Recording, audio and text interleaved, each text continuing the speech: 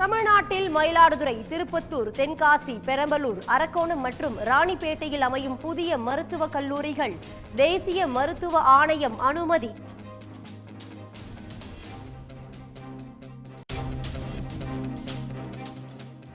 வங்கக்கடலில் நாளை உருவாகிறது ரெமெல் புயல்.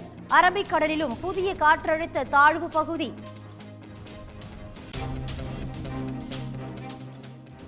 சிலந்தி ஆற்றின் குறுக்கே அணை கட்டுவதை நிறுத்த வேண்டும். கேரள முதலமைச்சர் பினராயி விஜயனுக்கு முதலமைச்சர் மு.க. ஸ்டாலின் கடிதம்.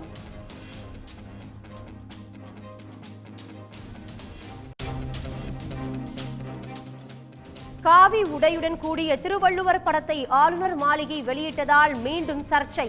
ஆளுநர் மாளிகையின் செயலுக்கு பல்வேறு தரப்பினரும் கடும் கண்டனம்.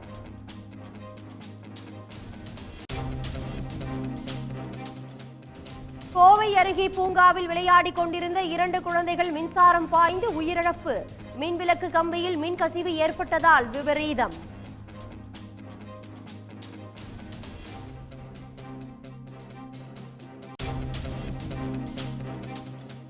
தொடர் மழையால் திண்டுக்கல்லில் திராட்சை சாகுபடி பாதிப்பு. தமிழ்நாடு அரசு இழப்பீடு வழங்க விவசாயிகள் கோரிக்கை.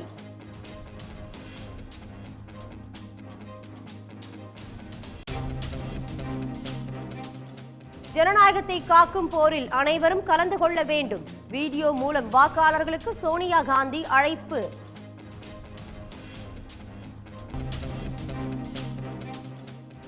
IPL இறுதிப் போட்டிக்குள் நுழைய போகும் 2வது அணி எது? சன்ரைசர்ஸ் ஹைதராபாத், ராஜஸ்தான் அணிகள் இன்று பல பரீட்சை. உடனுக்குடன் செய்திகளை தெரிந்து கொள்ள சன் நியூஸ் பெல் ஐகானை கிளிக் பண்ணுங்க.